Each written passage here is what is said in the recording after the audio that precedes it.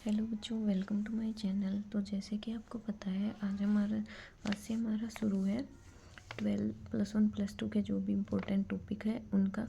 देखो, अब हम इतनी डिटेल में नहीं कर सकते कि बिल्कुल डीप में जाएं। तो जो +1 और +2 के इम्पोर्टेंट टॉपिक है वो टॉपिक आपको 9th 10th 6th में भी मिलेंगे, 6 to 10th। बट क्या है, +1+2 में उनको थोड़ा डीपली दिया गया है। तो हम सिर्फ उनकी जो एडिशनल इम्पोर्टेंट जो भी एक एक दो दो लाइन है वो ही करेंगे, जो कि आपसे एग्ज़ाम में पूछी जाती है। अब देखो, आपका जो है रिप्रोडक्शन वाला चैप्टर है वो आपको 10th में भी मिलेगा, +2 में भी मिलेगा। अब 10th में मैं आपको काफ़ी करवा चुकी हूँ, ठीक है। और तो अभी जो इम्पोर्टेंट है +2 का, सिर्फ उसके एडिशनल इन्फॉर्मेशन ही मिलेगी। तो आपको पिछली वीडियोस देखनी पड़ेंगी, तभी आपको आगे वाला समझ में आएगा।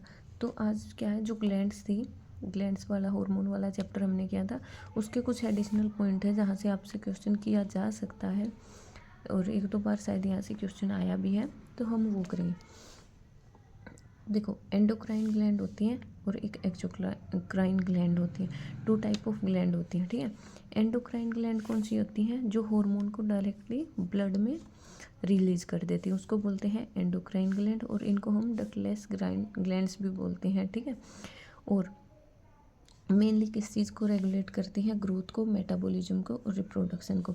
इसके एग्जांपल कौन कौन से हैं? अगर देखो, यहाँ से क्वेश्चन कैसा बनता है कि जो ये पिट्यूटरी ग्लैंड है, ये एंडोक्राइन ग्लैंड है, एक्सोक्राइन ग्लैंड है, बोथ है या नन है, ठीक है। या फिर ऐसे बन सकता है, जैसे आपको बोल दें कि इनमें से एंडोक्राइन ग्लैंड कौन सी है, कोई भी तीन ऑप्शन अलग दे दें और एक इसका दे दे। या फिर उल्टा भी पूछ सकते हैं कि इनमें से कौन सी एंडोक्राइन ग्लैंड नहीं है।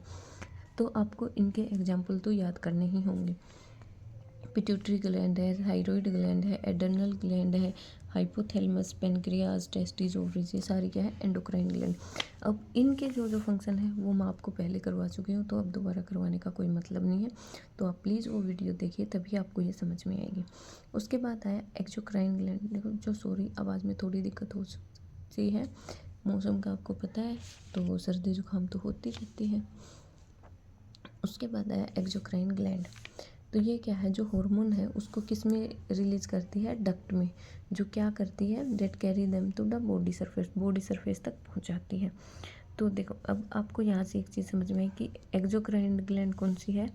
डक्ट वाली ग्लैंड है। तो इसको डक्टलेस क्यों बोला गया था? क्योंकि ये डक्ट में कोई हार्मोन रिलीज नहीं करती, डायरेक्ट ब्लड स्ट्रीम में कर देती है। डक्ट का इसमें कोई काम नहीं है, तो ये डक्टलेस ग्लैंड है।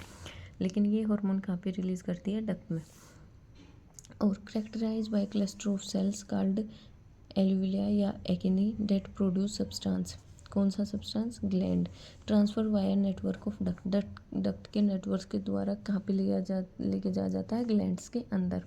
इसके एग्जांपल क्या है? Salivary gland, sweat gland, memory जो होती है, पेनक्रियाज। देखो, पेनक्रियाज कौन सी ग्लैंड है? जो एक्सोक्राइन भी है, एंडोक्राइन भी है, दोनों का एक कॉमन एग्जांपल कौन सा है? पेनक्रियाज। उसके बाद आया सेबेस्कियस स्टमक स्किन। उसके बाद आया जो एक्सोक्राइन ग्लैंड है, उसके 3 सब टाइप है। वो है मीरोक्राइन, एपोक्राइन एंड होलोक्राइन। आप इनको पढ़ लेना, इनसे कोई क्वेश्चन आया नहीं है, लेकिन ये पूछ सकते हैं कि इसके सब डिविज टाइप हैं। 3 ये आपको दे देंगे कि एक कोई और दे देंगे कि इनमें से कौन सा नहीं। तो आप इनके नाम याद रखना, अगर आप चाहो तो ये पढ़ सकते हो, but I don't think so इनमें से क्वेश्चन बनेगा। उसके बाद आया किडनी हार्मोन। किडनी भी क्या है? वो हार्मोन रिलीज करती है। और किडनी कौन सा है? एक एंडोक्राइन ग्लैंड है। एंडोक्राइन ग्लैंड कौन सी होती हैं? जो ब्लड में डायरेक्टली हार्मोन को रिलीज करती हैं। इसके हैं 3 सब पार्ट है, ठीक है। जो कि है एरिथ्रोपोइटिन। ये क्या करता है? Stimulate the production of RBC in bone marrow. Bone marrow के अंदर जो आरबीसीज का प्रोडक्शन होता है उसको स्टिमुलेट करता है। और जो एरिथ्रोपोइटिक जो होता है हार्मोन, ये कब रिलीज होता है? जब रीनल सर्कुलेशन में ऑक्सीजन का लेवल कम हो जाता है, तब। ये रीनल सर्कुलेशन क्या होता है? जो ब्लड फ्लो होता है किडनी में। मतलब देखो, एक तो होता है ब्लड सर्कुलेशन किसके अंदर? हार्ट और बॉडी के अंदर, ठीक है। एक होता है रीनल सर्कुलेशन, उसमें क्या होता है? जो ब्लड फ्लो हो रहा है किडनी के अंदर। तो आपसे ये डेफिनेशन भी पूछी जा सकती है कि ब्लड फ्लोइंग थ्रू किडनी, उसको कौन सी सर्कुलेशन बोलते हैं? उसको बोलते हैं रीनल सर्कुलेशन, ठीक है। और इसमें क्या होता है, जो वेस्ट होता है, एक्सेस होता है ब्लड का, उसको फिल्टर किया जाता है। उसके बाद आया सेकेंडरी रीनिन। यहाँ से पहले भी क्वेश्चन बन चुका है बच्चों आपका।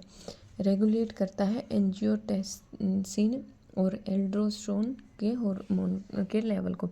और ये दोनों क्या करते हैं, जो ब्लड प्रेशर है उसको रेगुलेट करते हैं और इलेक्ट्रोलाइटिक बैलेंस को बना के रखते हैं। और ये दोनों किसका पार्ट है, रेनिन एंजियोटेंसिन एडेनोसिन सिस्टम का, RAAS। इसकी फुल फॉर्म भी आपसे पूछी जा सकती है, आप एक बार देख लेना, ठीक है। उसके बाद आया कैल्किट्रोइल। इसमें क्या होता है, ये जो विटामिन डी है इसको एक्टिव करता है और प्रमोट किसको करता है, absorption of calcium and phosphate. ये आपका कुछ था जो हार्मोन के चैप्टर में एडिशनल इन्फॉर्मेशन थी, जहाँ से आपका क्वेश्चन बन सकता है, ठीक है।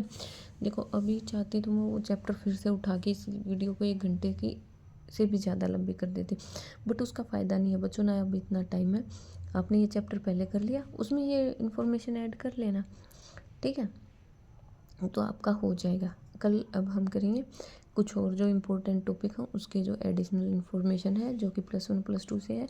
ज़्यादा जो काम की नहीं है उनको अभी पढ़ने का कोई वो नहीं है, लॉजिक नहीं है। अगर हमारे पास टाइम होता तो हम और डिटेल में करते, ठीक है। तो बच्चों सपोर्ट करना, थैंक यू सो मच।